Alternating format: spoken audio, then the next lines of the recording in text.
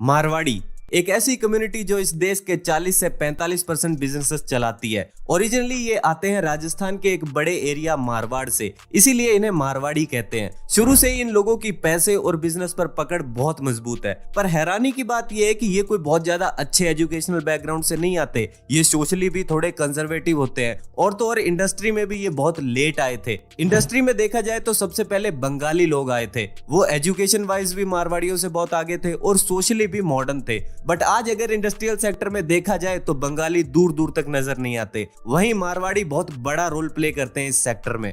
अब एक मारवाड़ी की पहचान क्या है, इसे समझते हैं। पहली चीज, ये लोग सिंपल कपड़े पहनते हैं, फैंसी कपड़ों से दूर ही रहते हैं। फिर सोना बहुत होता है इनके पास, गले में गोल्ड चेन्स होती है, हाथ में उंगलियों से ज्यादा अंगूठियां पहनते हैं और बड़ा ही मीठा बोलते हैं। आप जाओ कभी राजस्थान, देखोगे तो पता चलेगा हुकुम हुकुम करके बात करते हैं, सामने वाले को इज्जत देते हैं, ऐसा लगेगा जैसे आप कहीं के राजा हो। ये खासियत है मारवाड़ियों की। इसके अलावा ये लाइफस्टाइल पर ज्यादा खर्चा नहीं करते। ऐसा नहीं है महंगी घड़ी ले ली, बड़ी गाड़ी ले ली, नहीं, सिंपल रहते हैं। आप इनका रहन सहन देख के बता ही नहीं सकते कि अमीर है या गरीब। इसके अलावा ये लोग फालतू ट्रेवल भी नहीं करते। घर में बच्चे को बुखार है, डॉक्टर के पास ले जाना है, ले जाएंगे। फिर बच्चे को कहेंगे तू यहाँ डॉक्टर भाई जी के पास बैठ, तब तक मैं राशन ले आता हूँ। गए थे बच्चे का इलाज कराने, साथ में राशन भी ले आए। ये है मारवाड़ी दिमाग, जो टाइम और पैसा दोनों बचा लेता है।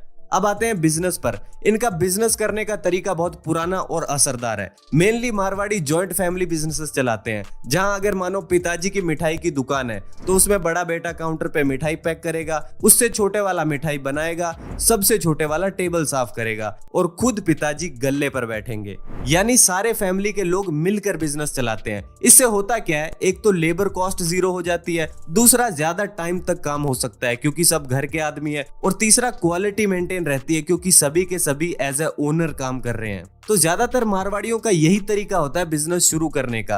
इसके अलावा इंडिया में जो भी बड़े बिजनेसेस हैं like D mart, Haldiram's, Lenskart, Myntra, OYO, Zomato, Flipkart, सब के सब मारवाड़ियों के हैं। तो कुछ तो सीक्रेट्स होंगे इन लोगों के पास, जो ये लोग पिछले कई सालों से पैसे बनाने में टॉप की कम्युनिटीज में आते हैं, और आज की इस वीडियो में हम उन्हीं सीक्रेट्स को जानेंगे। तो चलो फिर। फर्स्ट है अपॉर्चुनिटी सीकर। 2005 में फोर्ब्स मैगजीन ने टॉप 3 रिचेस्ट लोगों को रैंक किया था। उस वक्त नंबर 1 पर थे माइक्रोसॉफ्ट के फाउंडर बिल गेट्स, नंबर 2 पर थे इन्वेस्टर वॉरेन बफेट और नंबर 3 पर थे स्टील इंडस्ट्री के रूलर लक्ष्मी मित्तल, जो एक मारवाड़ी बिजनेसमैन थे। जहां बिल गेट्स अपना पैसा कंप्यूटर टेक्नोलॉजी में लगा रहे थे, उसी टाइम लक्ष्मी जी अपना पैसा स्टील इंडस्ट्री में लगा रहे थे। उन्होंने जब स्टील में अपना कैपिटल इन्वेस्ट किया था तो उस वक्त इंडस्ट्री बहुत बुरा परफॉर्म कर रही थी, क्योंकि स्टील में रॉ मटेरियल की प्राइस भी मार्केट डिसाइड करती है और फिनिश्ड प्रोडक्ट की प्राइस भी आप तय नहीं कर सकते। ऐसे में इस बिजनेस में घुसना ही बड़ा रिस्क का काम था, प्रॉफिट निकालना तो दूर की बात। पर मित्तल साहब ने तय कर लिया था। 1976 में उन्होंने स्टील मिल सेटअप की और सारी प्रॉब्लम्स के बावजूद उन्होंने one of the largest and profitable steel business build किया। अब सवाल ये उठता है कि कैसे? जवाब है अपॉर्चुनिटी को देख के। जहां 1980 में बाकी लोग डोमेस्टिक मार्केट में स्टील का बिजनेस कर रहे थे, लक्ष्मी मित्तल ने इंटरनेशनल मार्केट में बिजनेस करने का सोचा, और उस वक्त इंटरनेशनल मार्केट में कोई बड़ा प्लेयर था ही नहीं, इसीलिए ये बहुत जल्दी अपना स्टील का बिजनेस ग्रो कर पाए थे। तो मारवाड़ी लोगों में ये खासियत होती है कि वो अपॉर्चुनिटी को कभी हाथ से जाने नहीं देते, वो हर चीज में बिजनेस ढूंढ सकते हैं। सेकंड है सेल्फ मैनेजमेंट। मारवाड़ी आदमी काम किसी से भी करवाए पर गल्ले पर खुद ही बैठेगा। जो भी हिसाब किताब होगा, एक एक रुपए का वो खुद करेगा। पैसे के मामले में ये किसी पर भरोसा करते ही नहीं है। मारवाड़ी गल्ले से इतना चिपकता है जितना एक बच्चा दूध की बोतल से। इस पर एक छोटा सा इंसिडेंट है, आपको सुना देता हूँ। एक बार एक मारवाड़ी अपनी दुकान में बैठा गल्ले के पीछे पैसे गिन रहा था। ऐसे में एक भिखारी बाहर रास्ते से गुजर रहा था। उसने देखा इस मारवाड़ी को और बोला, साहब कुछ रुपया पैसा मिल जाता तो अच्छा रहता, 2 दिन से कुछ खाया नहीं है। उसने कहा, जाओ यहाँ से, कोई पैसा नहीं है। भिखारी थोड़ा जिद्दी था, जैसे कि वो अक्सर होते हैं, तो उसने फिर कहा, साहब पैसे नहीं है तो कुछ खाने को ही दे दो। मारवाड़ी ने कहा, बोला ना कुछ नहीं है मेरे पास, चले जाओ यहाँ से। भिखारी ने कहा, अगर कुछ नहीं है तुम्हारे पास तो तुम अंदर क्या कर रहे हो? मेरे साथ हो लो, जो मिलेगा आधा आधा बांट लेंगे। कहने का मतलब दुनिया इधर से उधर हो जाए, वो गल्ले से नहीं हिलेगा।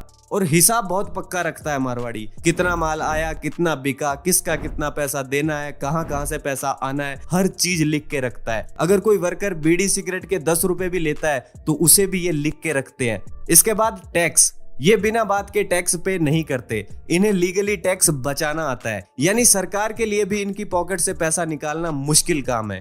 थर्ड है इनकम स्ट्रीम्स।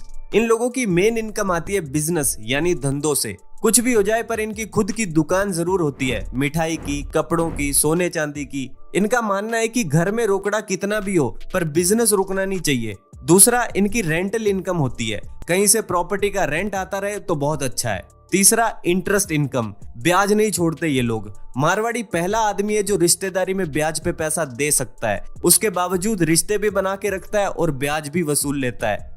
वैसे उनसे पैसे मांग लो तो कहेंगे पीसा कठे है, पीसा कोनी, और कहो कि ब्याज दे देंगे तो कहेंगे कितना चाहिए भाई जी। अब भाइयों वाली बात है, हम मदद नहीं करेंगे तो कौन करेगा। और ब्याज की बात नहीं है, मुसीबत में आपनो आदमी ही तो काम आवे है।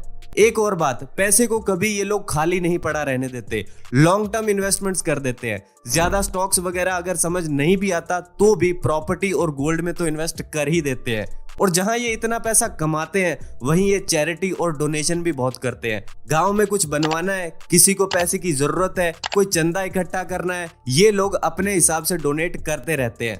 फोर्थ है लॉन्ग टर्म विजन। मारवाड़ी लोग कभी भी शॉर्ट टर्म नहीं सोचते। वो जब कोई बिजनेस करते हैं तो ये सोच के चलते हैं कि आने वाली कई जनरेशन तक धंधो चल तो रहना चाहिए। इसीलिए आप देखोगे मारवाड़ियों के यहाँ काम करने वाले बदलते हैं, काम नहीं बदलता। ये लोग जब बिजनेस स्टार्ट करते हैं तो शुरू में प्रॉफिट अगर ना हो तब भी उन्हें कोई फर्क नहीं पड़ता, क्योंकि इनका फोकस लॉन्ग टर्म स्टेबिलिटी पर होता है। ये लोग फ्यूचर को सिक्योर करने के लिए प्रेजेंट को दांव पर लगा देते हैं। इसीलिए शुरू में कुछ साल बिजनेस में जो प्रॉफिट होता है उसे भी ये वापस री इन्वेस्ट कर देते हैं ताकि बिजनेस एक्सपेंशन हो सके। ये इतना आगे का सोचते हैं कि इनके रिलेशनशिप्स भी लॉन्ग टर्म के हिसाब से होते हैं, फिर चाहे वो कस्टमर हो, सप्लायर हो या एम्प्लॉय। चाहे कुछ भी ऊपर नीचे हो जाए, इनके बिजनेस पार्टनर्स नहीं बदलते, क्योंकि ये लोग ट्रस्ट और रिलायबिलिटी पर बिजनेस चलाते हैं। इसके अलावा ये लोग अपने बच्चों को भी बिजनेस सिखाते हैं। फैमिली में पैसे की बात की जाती है ताकि बाद में बिजनेस बच्चों को हैंड ओवर किया जा सके। इसीलिए ये सारी इंपॉर्टेंट बिजनेस स्किल्स पहले फैमिली मेंबर्स को ही सिखाते हैं। एक और बात, ये लोग लॉन्ग टर्म में इसीलिए टिकते हैं क्योंकि इन्हें टाइम के साथ साथ बिजनेस में चेंजेस करने आते हैं। ये लोग फ्लेक्सिबल और एडेप्टिव होते हैं। ये अपनी कोर वैल्यूज को भूले बिना प्लान्स और स्ट्रेटजीज में चेंजेस कर देते हैं ताकि बिजनेस हर सिचुएशन में प्रॉफिटेबली चलता रहे।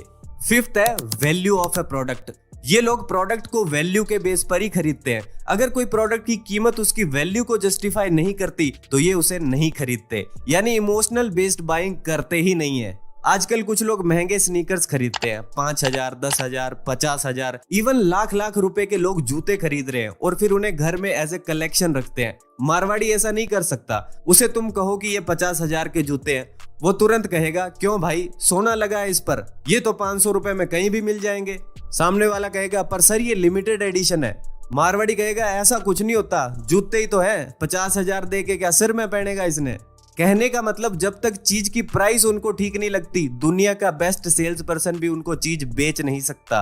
और महंगे में बेचना तो दूर, मारवाड़ी अगर अपनी पे आ जाए तो तुम उसे नॉर्मल प्राइस पर भी नहीं बेच सकते, क्योंकि वो किसी भी चीज को खरीदते समय दुकानदार को निचोड़ देता है। वो हर चीज में नेगोशिएशन करता है, उसको हर चीज कम प्राइस में चाहिए। वो जब कुछ खरीदते हैं तो प्रोडक्ट के फीचर्स वगैरह पर ज्यादा ध्यान नहीं देते, उनका फोकस होता है प्राइस पर कि कहीं चीज महंगी तो नहीं है।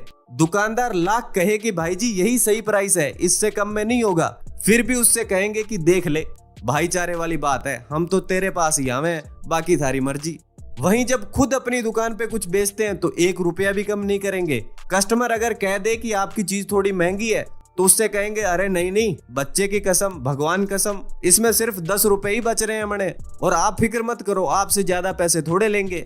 सिक्स्थ है कॉस्ट कंट्रोल। मारवाड़ी आदमी बिना बात के 1 रुपया भी खर्च नहीं करता, ना अपने लिए ना बिजनेस के लिए। शुरू से ही ये लोग एफिशिएंटली काम करते हैं, यानी मिनिमम वेस्टेज में मैक्सिमम आउटपुट निकल सके। ये बजटिंग और फाइनेंशियल प्लानिंग को बहुत सीरियसली लेते हैं। ये बिजनेस में पैसे बचाने के नए नए तरीके ढूंढते रहते हैं। ये लोग स्टाफ बहुत लिमिटेड रखते हैं, बट जितने लोग इनके लिए काम करते हैं सबके सब मोटिवेशन के साथ काम करते हैं, क्योंकि ये एम्प्लॉय को भी फैमिली मेंबर की तरह ट्रीट करते हैं। ये बिजनेस में स्टॉक पर भी लगातार नजर रखते हैं कि कहीं कोई ऐसी चीज तो नहीं पड़ी जो बिक नहीं रही है, या कहीं किसी आइटम की शॉर्टेज तो नहीं है। ऐसा करके ये कैपिटल का भी सही यूज कर लेते हैं।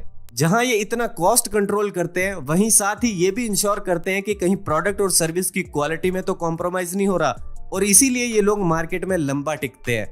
तो दोस्तों आज की इस वीडियो में बस इतना ही। वीडियो पसंद आई हो तो लाइक कर दीजिए, शेयर कर दीजिए अपने दोस्तों के साथ। मैं मिलता हूं आपसे नेक्स्ट वीडियो में। धन्यवाद फॉर वॉचिंग।